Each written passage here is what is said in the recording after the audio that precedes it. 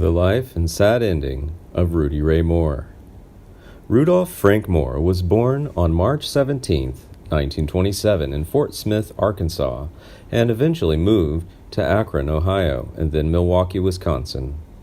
In Milwaukee, he preached in churches and worked as a nightclub dancer. He returned to Akron, working in clubs as a singer, dancer, and comedian, often appearing in character as Prince Dumar. He joined the U.S. Army and served in an entertainment unit in Germany, where he was nicknamed the Harlem Hillbilly for singing country songs in R&B style. He developed an interest in comedy in the Army after expanding on singing performances for other servicemen.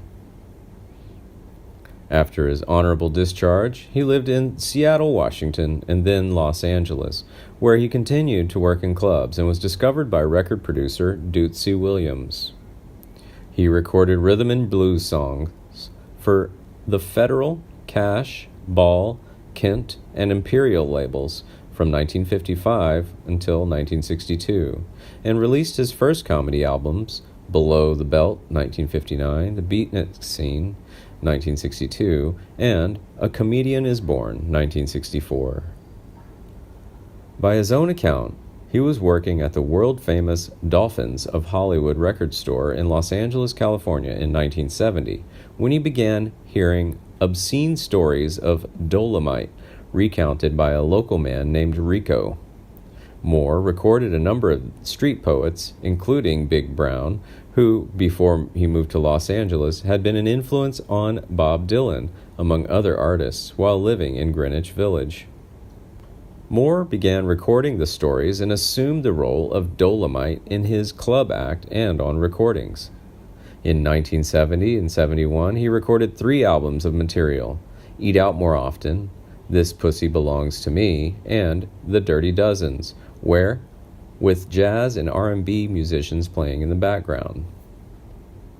Moore was influenced by more mainstream comedians such as Red Fox and Richard Pryor, as well as by traditions such as the Dozens. The recordings were usually made in Moore's own house, with friends in attendance to give a party atmosphere.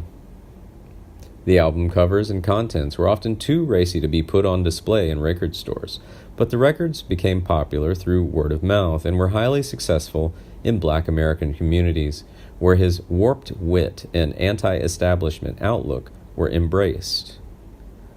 Moore spent most of his earnings from the records to finance the movie Dolomite, which appeared in 1975 and had been described as one of the great blaxploitation movies of the 1970s.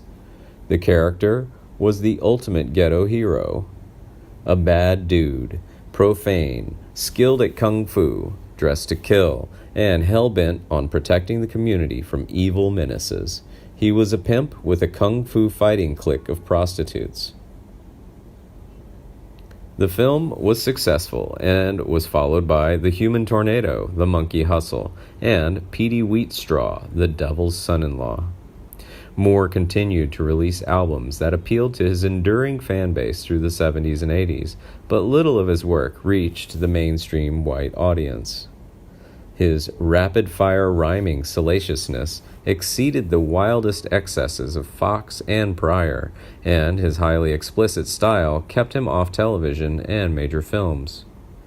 In his later career, in 1990, Moore appeared on Big Daddy Kane's album Taste of Chocolate.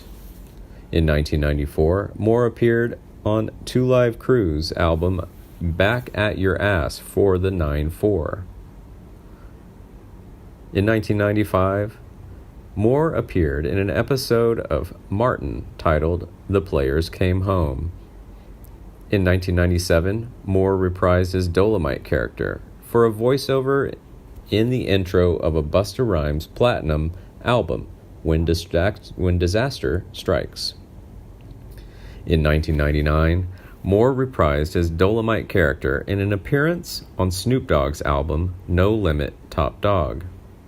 In 2000, Moore starred in Big Money Hustlers, a movie created by and starring the hip-hop group Insane Clown Posse, in which he played Dolomite for the first time in over 20 years. In 2006, Moore voice acted in the show Sons of Butcher as Rudy in Season 2.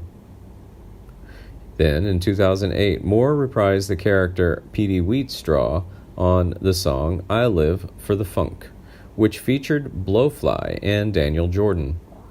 It marked the first time Blowfly and Moore collaborated on the same record together, as well as the 30-year anniversary of the movie Petey Wheatstraw.